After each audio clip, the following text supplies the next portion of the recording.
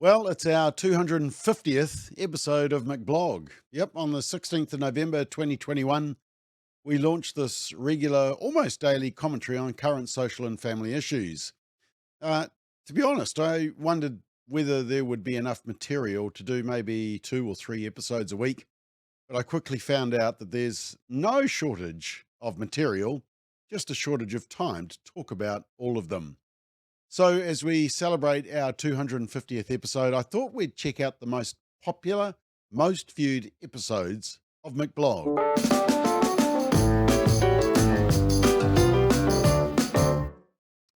So, we have 2 major platforms for McBLOG, our YouTube channel, but also our Facebook page, which has tens of thousands of followers also.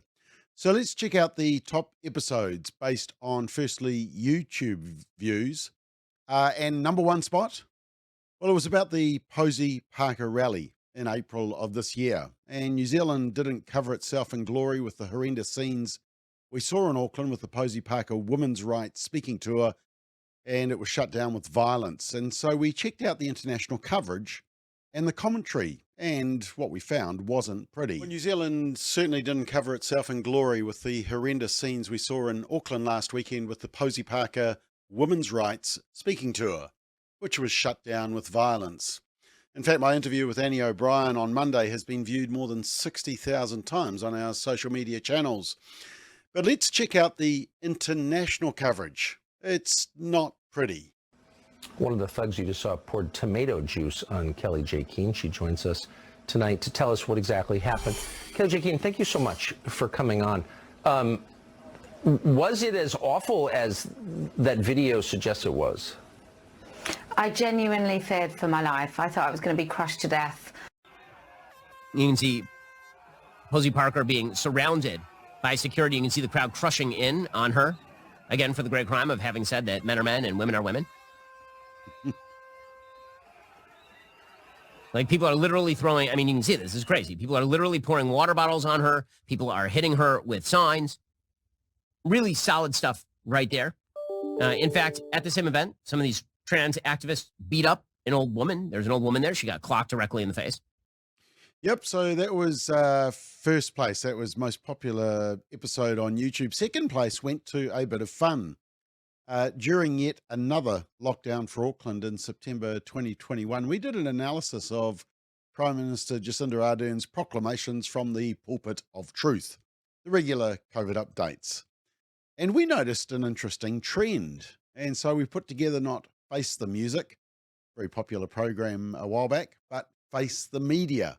We asked the question, who's the Prime Minister going to give the first question to? Place your bets. We are now happy to take questions. Prime Minister Toba. Anthony, what is this? Just like we have every other time if we do it together. We're now happy to take your questions. Toba. And together, that's exactly what we are going to do. Happy to take questions. Toba. Thank you. How close are we to determining? And I encourage you to share that information with others. We are now happy to take your questions. Jessica. Prime Minister, are you satisfied? Now happy to take your questions. Jessica. Prime Minister, what buffer is it giving you? Happy to take questions. Jessica and then Toba. Prime Minister, have we peaked? Please do remain absolutely cautious. Yeah, Jessica. Be patient and be kind. We'll now happily take questions. Jessica then Toba. Where are we at with our vaccination? Please do look after yourselves. We'll now take questions. Jessica then Toba. What's the difference? For now though, we're happy to take questions. Jessica. More details about the truck driver. But for now, we'll open up. Jessica. So the 24 new cases. And we collectively keep going. Happy to take questions. Jessica. If you were We're now open to questions. Yeah, Benedict, and then I'll come to Toba. Now happy to take questions, and feel free to direct them to Professor Henry as well. Jessica and then Toba. Prime Minister,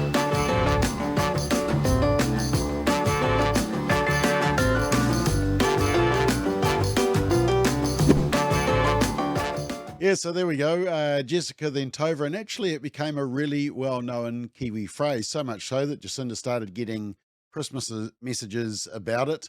And there was even some New Zealand Herald coverage. And actually, if you Google, you'll even find that there's merchandise available, including this particular cap that we have in the office. Now, third place, and it was our continued fascination, or perhaps wake-up call, as to the real intent and agenda and inclusive and tolerant behaviour of a militant trans activist group.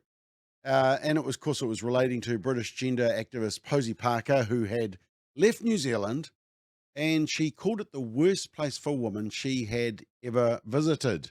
And it was an atrocious day for women who simply wanted to stand up for their rights. And so we talked to a free speech advocate, a supporter of Speak Up for Women, Annie O'Brien, who was at the event at Albert Park. It was pretty horrific, to be honest. I've never seen scenes like that in New Zealand ever. I didn't think I would ever see scenes like that, to be honest. It felt quite planned. We were all behind barriers, waiting for Kelly J to arrive. The second she arrived, there was the attack on her. And then as she was cleaning up, there was a simultaneous pushing from all sides from the protesters, where they just dismantled the barricades and threw them aside and just came at us. Seeing such rabid, angry people coming for you is something that I won't forget. There's some videos going around. You can see that, these smiling young people with rainbow flags, they were nowhere to be seen at the front lines. What we saw were very angry, aggressive men. Yep, and fourth place went to our coverage of Green MP Marama Davidson, who was facing calls for her to resign after making comments after the Posey Parker rally about the real cause of all violence. Now, she said she didn't quite mean what she said. No, she meant it because she believes it. I am a prevention violence minister, and I know who causes violence in the world. It is white cis men. That is white cis men. Does Marama Davidson believe what she's saying? Well, of course she does. It's the perfect intersection of woke identity politics. It's racist, sexist, offensive. It's critical race theory and gender theory wrapped into one dumb, false statement. And to be honest, that's being polite about what she said. Because she said, I know what causes violence in this world, and it's white cis men. Yep, now also on the top rating views were the Man, What is a Woman episode, featuring this very quick answer by Prime Minister Chris Hipkins to a real simple question. What is a woman? I just wanted to ask you, given comments by Keir Starmer in Britain, how do you and how does this government define a woman? Tick, tick, tick, tick, tick, tick, tick. To be honest, Sean, that question's come slightly out of left field for me. The Tick, tick, tick, tick, well, tick, tick, tick. biology, sex, gender. Okay, and the other very popular episode that also should get a mention was a summary of some of the downright rude and condescending behaviour by MPs at the select committee stage of two bills that were going through Parliament at that time, the Conversion Therapy Ban Bill and the Birth Certificates Bill. You know, those inclusive and tolerant MPs who are all into diversity of opinion as long as it agrees with their opinion. Some people didn't get the Prime Minister's memo to be kind. Have you come across or engaged with people who don't identify by a male, female, biological, religious gender? Sorry, what's the end of that? Biological, religious gender? Let me clarify for you that this is a select committee where we get to ask you the questions about your submission. Reading your materials always interesting, because I would say as a general rule, if you don't want to be accused of transphobia, perhaps don't say transphobic things. Yeah, all right. Now let's, as you'll see, actually, the Posey Parker rally really exploded our coverage around the world and around New Zealand, and the associated commentary with all of that, and just the wake-up call that I think New Zealand got. Now, let's have a look at Facebook. And once again, we had significant views of our episodes, but there were 3 episodes in particular, different from the YouTube, that had a combined reach of more than 1.2 million, which is phenomenal. So here's the top three. The first one, when companies go woke, they often go broke. And the reason they go broke is because people like you and me choose to purchase from companies and retailers who don't lecture us with woke gender and sexuality virtue signaling as part of our purchase. But more and more companies are going woke, and we wanted to make viewers aware of them so that they could increase their purchasing power and send them a powerful message. And then just after that, there was the example of a luxury lingerie brand, Honey Burdette, who say they are by women, for women, and they posted ads like this one featuring a male in women's bra and panties. And more recently, there was Adidas. Now, here's Adidas's women's swimwear range modeled by men. Yep, complete with a package that most women don't have. Now, retail giants in the US, Target, which are a little bit similar to Kmart or the Warehouse here in New Zealand, well, they're under fire from customers after offering tuck-friendly and extra crotch coverage female swimsuits for sale. Their new Pride collection was out, so let's take a look. This is a special swimsuit. It is invented for tucking. Live, laugh, lesbian. Are they amoebas? These don't even look like people. Queer. This right here. These are baby clothes. They say that grooming isn't happening, then why are there Pride baby onesies? Yep. Now, also in our top three was our analysis of the recent media coverage of Israel Folau. According to media reports, Israel Folau was booed while playing for the World 15 against the Barbarians at Twickenham in England recently, and especially after he scored. But we did a fact check on the reporting and made some interesting discoveries. Then we find out a little bit more. The Sydney Morning Herald says Nick Heath, a spectator at the game who was part of a group with rainbow flags, told the London Telegraph, "There's a whole pocket of us down here.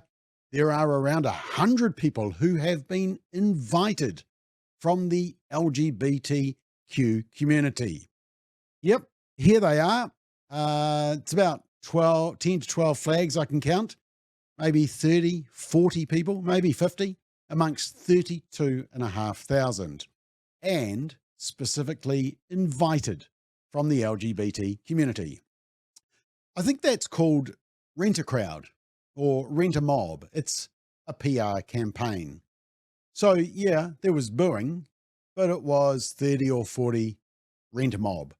It was the booing that rang around the world media, but virtually nobody else heard it. Look, he does do a big storming run, so maybe he'll get a lot of boos for that. Let's check this one. Turned over the ball here, World 15. Really good work there from Nkosi and Randrandra together. Here's Israel Folau. Jump step, offload, absolutely brilliant from Folau. Still alive for the World 15. Hang on, that sounded like a whole lot of cheering. I thought they said he was booed. Okay, look, actually. That epitomised it very nicely, thank you. Beautiful try. So this is from behind. Look at all the crowd in the background. They're all chanting and booing him and waving flags. Changes direction. Oh, hang on, they're not. Is an outrage. That is an outrage. Yeah, that is an outrage that he is playing good rugby. Yep, and finally, in the top three on Facebook Reach was our commentary on gender ideology. And the fact that if you ever hear about opposition to gender ideology, either the person will be labelled a far-right Christian or a TERF. And perhaps you'll be labelled as a Christian TERF, the ultimate in insults. But what you never hear from the mainstream media and commentators is what Muslims say about gender ideology and radical sexuality being targeted in schools and at their families. But they've got a strong opinion, and it's very similar to others. I was sent this presentation recently by a friend who's Muslim. Sheikh Dr. Qadi completed an MA in Islamic theology. He then did a study at Yale University and a PhD, and he's currently the Dean of the Islamic Seminary of America and resident scholar at the East Plano Islamic Center in Texas. Have a listen to A little excerpt of his comments. This type of hedonism, this type of sensuality, this type of licentiousness and animalness, this type of foolishness, we need to stand up and preach loudly and clearly. Enough is enough. Yeah, it's interesting that the media haven't talked about this. He then briefly talks about the number of genders that you can choose from and expresses concern about the messaging which is targeting children. Brothers and sisters, the claim that biological sex is a choice, it is not just factually incorrect. It is not just scientifically, patently false. It goes against the lived reality of every society known to mankind from the beginning of human history. The man is not like the woman. And yet, if you look at what our children are being taught, they are taught that you may choose your gender and you may change your mind every few days. One day you wake up and you're this, the other day you wake up, you're that. Oh, by the way, if you didn't know, it's not just 2 genders. I actually checked today to make sure I'm up to date because the list is updated every few weeks and months. I just checked one of their websites and I'm not exaggerating. 105 identities, genders and Yep, so there's the most popular episodes of our first 250 McBlogs. And the audience is growing. They seem to be hitting a sweet spot and are being enjoyed by way more people than we ever thought would view them. So thanks for your support and your feedback and for watching. On to the next 250 episodes.